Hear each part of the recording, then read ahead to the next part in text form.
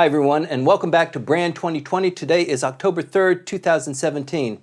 What we talk about on Brand 2020 is how Japan likes to package itself, brand itself to the outside world and to Japanese people themselves. One of the issues that seems to be an outlier for the Japanese is recognition of gay, lesbian rights, LGBT, and they're making great strides now. I'm joined today by Dr. Nancy Snow. Dr. Hi. Nancy Snow, thank you. Welcome again. Thank you, Tim. And Alexander Dmitrenko. Welcome. Pleasure to be here. You're a lawyer at one of probably the largest, the best law firm in the world. If you say so. Yes, well... Yes, I work for Freshfields, Brookhouse Deringer here in Tokyo. We're an English law firm with a sizable office here, half Japanese bingoshi, half foreign lawyers. I do mostly regulatory work here, compliance, sanctions, bribery work. Right. But also on the side, I do some of the work you mentioned earlier, the LGBT rights. Right. Freshfields is a huge global law firm, and probably they bill the most. They have probably the highest billing rate of all the law firms. One of the characteristics of being in that category must be an exciting life for you here in Japan. Well, financially, I won't comment on that, but I think being in Japan is definitely very exciting. I think we're very privileged to be where we are in terms of the caliber of people we have and clients and the work we do. And being in Japan, as you know, I mean, I love being here. I've been here for 7 years. I love living here. I love the food, the people, the culture, the history, the 4 seasons. I mean, what's not to love? Yes. You've taken the bull by the horns, LGBT, here in Tokyo, especially in a stodgy industry like lawyers. And look what you've done with it. You held a gala about 2 weeks ago, didn't you? We did, correct. And, well, me and a lot of other people, we really, I'm a co-chair of LAN, LGBT, Lawyers for LGBT and Allies Network. And we got together maybe just over a year ago. We are an NPO now, and we have over 20 law firms. Critically, we have all 4 Japanese law firms who are members and board members of LAN. We have industry, mostly banks who are here who are with us as well. And you're right, it is not an easy area. But I think the platform that LAN has given to people to come and to show support, it's mostly Japanese organization. It's mostly allies, people who want to support, who want to learn, and this is what we do. Dr. Nancy Snow, Doctor of Persuasion. Why is LGBT such a kind of an outlier for Japan, and why is it important with the Olympics approaching in 2020? Why is this issue even something that people should be interested in? You know, Japan is changing, and you've been here 7 years, I've been here 5, mostly on and off until the last 3 years, but it's one thing if it's about freedom to marry or marriage equality, which was the focus of LAN 2 weeks ago. That may be a little bit too far ahead for Japan, but ending discrimination and also bringing more attention to LGBT in education is being talked about here. Now, it's interesting, though, with Japan, the United Nations and several of its agencies like the World Health Organization, I think UNESCO, have said they want a focus on LGBT inclusive education. And the Japanese government said that's at least 10 years out. So there are these paradoxes, and we've been reading too about bullying in the school and that teachers just don't have the knowledge to share, or they just don't want to go there. If they have a student who is wanting to express himself or herself and can't do that or feels reluctant to. But the gala, I think, was historical.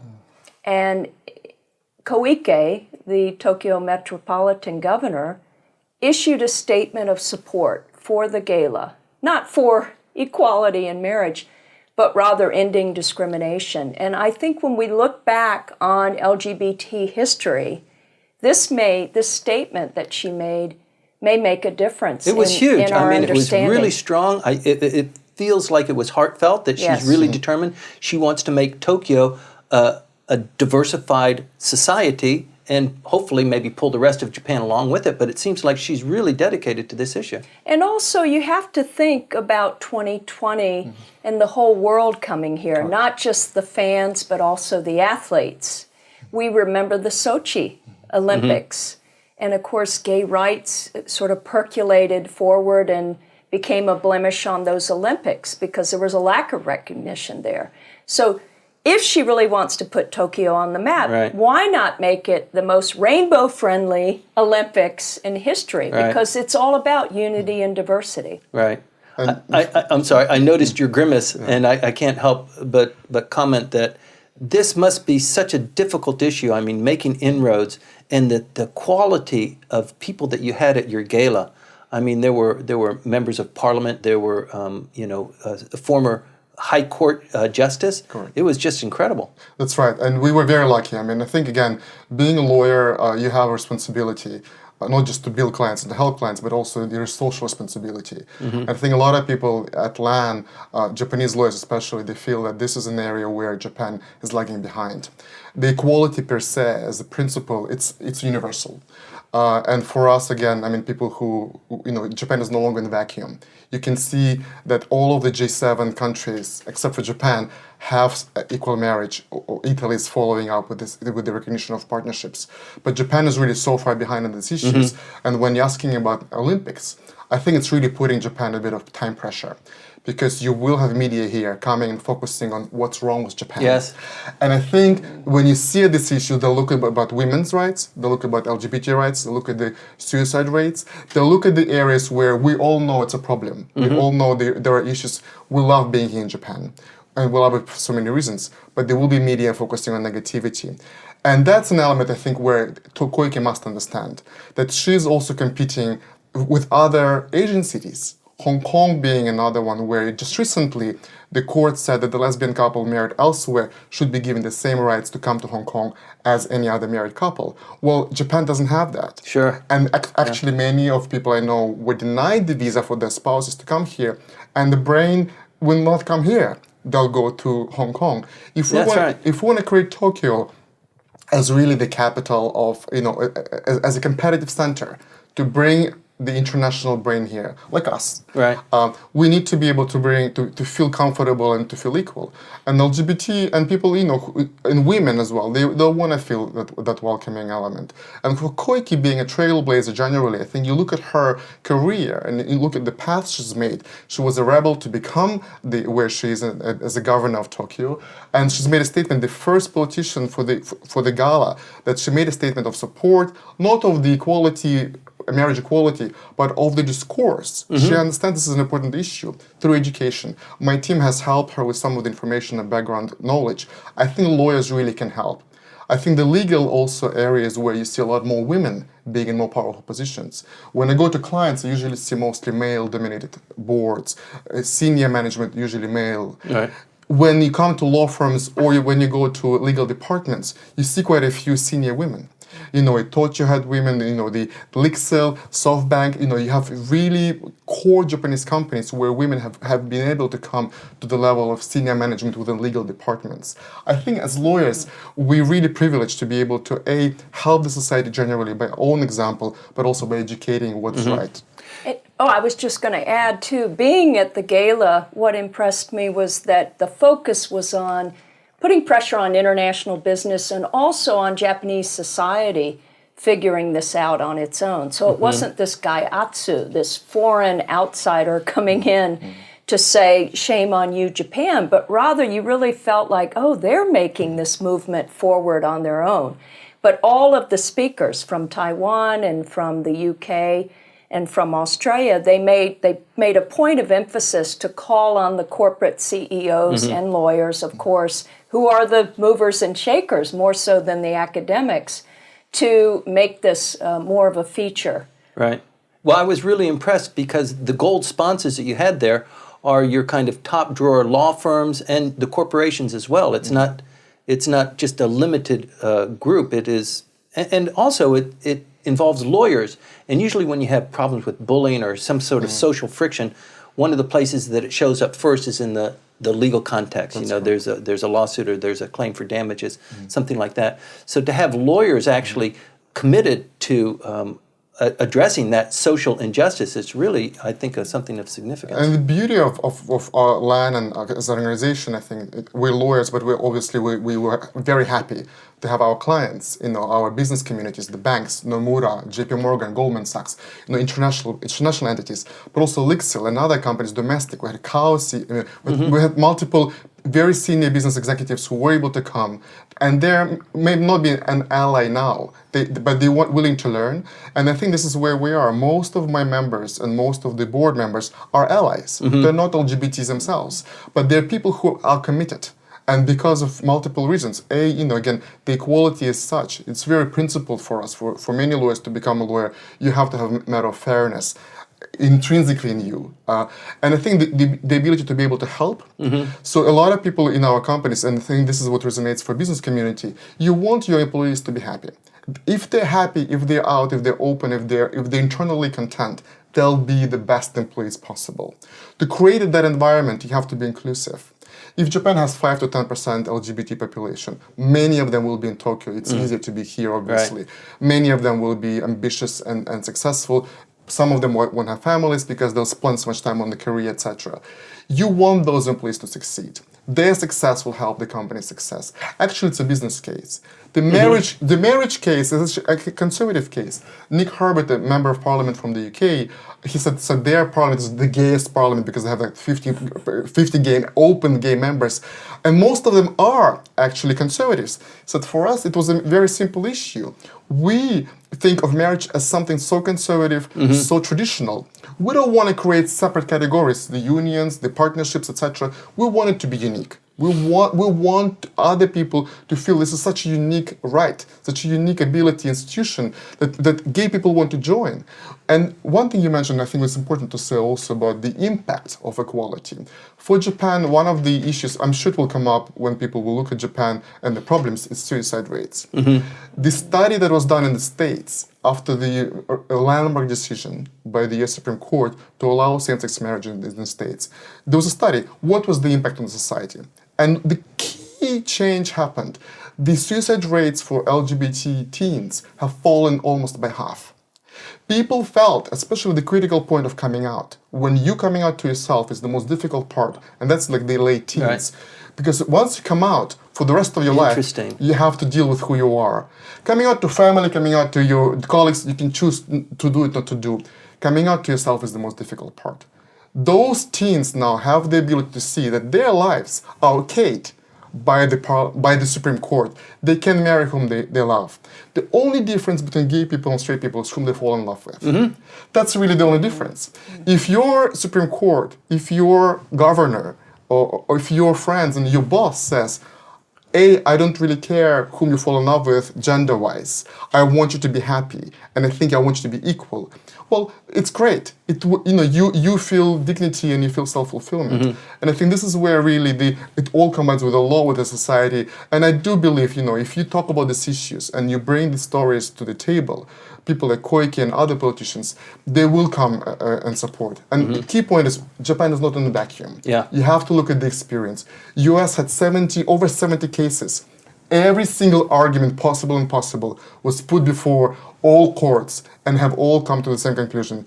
Equality means equality. Love means love. Right, right. Can we talk a little bit about a recent show Yes. that you pointed out to me that I wasn't aware of, that it reminded me of kind of the Al Jolson with the blackface that went out of style over time, and there is this actor. I'll have him explain. So I'm going to say first the name. So there's Fuji TV has this long-running show. One of the characters' name is Homo Oda, Homo.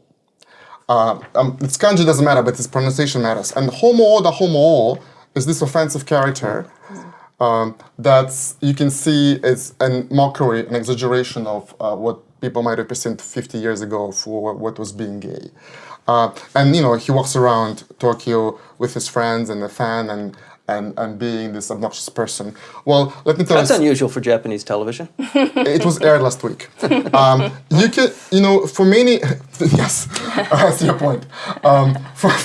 For many Japanese people who are gay and who grew up with this character being on TV, it's a slam. That's how the bullying happened. Right. They were the homo. They were this exaggeration of a person. And actually, to me, and to many of my board members, and I think there was a petition it was sent to Fuji TV to say this is actually unacceptable. Also, personally, but also in terms of regulations, you have to promote diversity. You have to promote inclusion. You can't promote bigotry and this intolerance. And I think Japan has this problem where you don't have many gay people out. No, I think a lot of people who are watching this show might say, oh, gay people, I never thought about it. Japanese have gay people, I didn't even know they had gay people, and I didn't even know they had this issue. Well, they'll be welcome to come to our gala if they can get a ticket. It was sold out within 2 days. But it's true. This is one of the issues we have to tackle as a community, as a lawyer community, as in my group, as a LAN. We try to address it 2 ways. One is we were able to raise money through incredible support from one of the law firms, Morrison Forrester, my competitor. They sponsored what we call Love is Love. It's 2 documentaries about LGBT couples, a gay couple in Tokyo and a lesbian couple in Kyoto. And this is actually their average life. They can cook, they can watch TV, they can quarrel, they can go to a nearby bar, and critically, their families were supportive. We were able to interview the families, the fathers, the mothers. One of the mothers was in Ehime, rural Japan, where people say, listen, ultimately it's about the feeling. It's about my child being happy. I don't know why he or she is gay or not, but I know that they're happy in the couple. And if the government doesn't provide the recognition, the support, if something happens to my daughter or to my son, and they've been together for 10 years, 20 years, Justice Kirby, who came to us from Australia, the High Court judge, 48 years together, it's much longer than Britney Spears had in any of her marriages. Let's be honest here. I mean, you need to kind of break it down. And you're right, we need to penetrate this kind of, understanding that this is, the homo ode is not the gay people. Right. We have gay lawyers, gay bankers. I mean, it doesn't matter. I shouldn't care who you sleep with. I mean, I should care what you do who you are as a person and what you do for a living, etc. So I think we do carry an important message, and we will create. We have those videos available on our website, and we're trying to showcase the Japanese society that this is actually people who are ordinary, but they do have difficulty to come out here because of this type of stereotypes, which are hurtful. And they take away from dignity. You've been here for 7 years. Dr. Snow has been a long-time Japan watcher.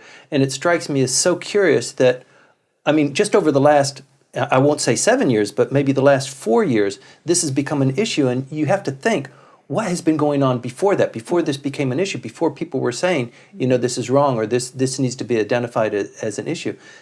How important is this for Brand Japan to kind of project that we are trying to be open, we're trying to be inclusive, we're trying to stop bullying or the suicide rate? I get a sense when I talk to young people here, because I'm in the classroom every week, that they love the idea that the Japanese society is very tolerant and accepting and inclusive in its own way. Of course, it's very homogeneous, but the image projected to the world is that we're about peace and we're about accepting internationals coming here, and that's why we want to host the Olympics. And I don't think that adding this on is going to really change that image, especially hearing Alexander talk about this so persuasively. I think he's making such a strong case. Now, he surprised me when we were talking before the airing about the recent symbolic resolution that was passed at the UN, condemning the country, 6, is it, that will actually put to death someone who is gay or even suspected of being gay. And for whatever reason, Japan did not vote in favor of this. Well, they were against, actually. Along what was the statement? Bangladesh and Burundi. So not only did they not abstain, but they actually voted against. So there was a UN Human Rights Council voted on the issue of condemning countries that have death penalty for gay people. And Japan sat on its hands. And Japan didn't sit on its hands, voted against that. And you see, you have Burundi and Botswana voting against, and all of the Europeans, all of your peers, let's say the European countries. It's a big deal. It's a big deal. It is a big deal. And the other thing is also about the marriage. If you think about where the equal marriage is, ultimately it's about love. Gay relationships, the only difference is, again, whom you fall in love with, and you want the state to recognize your relationship so you can have the rights, etc. Japan is behind Malta. Japan is behind more, some of the Chile, I mean, and actually Japan is going to be behind Taiwan. Taiwan Supreme Court just this year, 2 months ago, 12-2 ruling to say there is no reason in law to discriminate against gay couples. We had the lawyer from Taiwan here for the gala to talk about the case and to talk about that Japan can still win because the Taiwanese court gave 2 years to the government to do something about it. And they probably will be ahead of us anyway. But how is it for Japan to be in Asia and to be, all of its peers have understood now and recognize the marriage. So what I think when you're asking a question, one of the issues is when people come here from the outside. Well, I'm a Canadian, so for us, this is non-issue for now. 15. You sound like a Canadian. Well, merci beaucoup. Donc, when we have the people come here from Canada. Sorry. I was born in Russia, which we'll not talk about the Russian attitude towards the gay and lesbian. But for Canadians, for that was an issue 15 years ago. That was an issue 20 years ago. I was working on the gay marriage case. I was lucky to be part of the small team of lawyers who began gay marriage case, the very first gay marriage case in the world. 15 years ago. That discourse has happened now 2 decades ago. US, again, you have the majority of people now moving beyond, even within Republicans that are, that have their own issues, but they're moving beyond that discourse of the marriage equality. And here we are in Japan, we're having this program with the caricatures. We don't have people think, I don't know any gay people. One of my board members told me, I said to him, why did you join LAN? And he said to me, he's a managing partner of one of the law firms domestically. He said to me, well, I read the statistics that, about 7% of Japanese people are gay. And actually, Mr. Sato are about 4.5%. So if you know one Sato, you should know one gay person. And he said to me, I know 10 Sato, and I know 0 gay people. That's gotta be crazy wrong. Right. So he says, if you put Sato, Watanabe, all of the core names, and then you still don't know any gay people, how is it possible? And I think this is where I think Japan will be, as a brand 2020. Yeah. Where are we in 21st century, 20 years into the 21st century, behind Malta? Behind Venezuela. I mean, we shouldn't be there. We should really be at par in recognizing women's equality and recognizing LGBT rights, and really looking at Japan as innovator in so many ways, in terms of economics and electronics, etc. But in the system where society is open. And one thing that's really beautiful about Japan and living here really, I think it benefit. People have open hearts here. I was here throughout the earthquake, and I stayed, and you could see how people really change how they see you. They don't see you as come and go. They see you as not the gaikokujin gaijin, but it doesn't matter. You really become part of society. And I think that openness, that lack of kind of intolerance that might be intrinsic in some of the religion in the States and other countries that might not exist here. I think we really, if you explain and if you really portray and you really show examples, it's winnable. It's Japan will have equal marriage. There is no doubt. I hope we're going to have it before Olympics, so that we focus on the right issues and we portray Japan as an open, equal, and welcoming society. I wouldn't want this to be a negative issue during the beautiful celebration. I want to give a pitch to the website, because actually at LAN you can go and see the speeches, right? And read the transcripts. I remember Nick Herbert was talking about that politicians are almost universally loathed. They often tax you, and they do a lot of things that get people riled up. And he said when they did pass marriage equality in the UK, he said, I have never in my career seen something that didn't have an acceptance of universal happiness. And in Japan, there's always talk about people coupling and trying to save the fertility rate here. And you would think you could go after the gay issue and say, well, this is a threat to that. But in fact, it isn't, because as he said, marriage is conservative by its nature. And seeing people who are happily coupled and in love, whether or not they're same-sex or they're the other, male, female, it should make people feel like, hey, maybe I should couple too and start my own family. And of course, LGBT have their own families.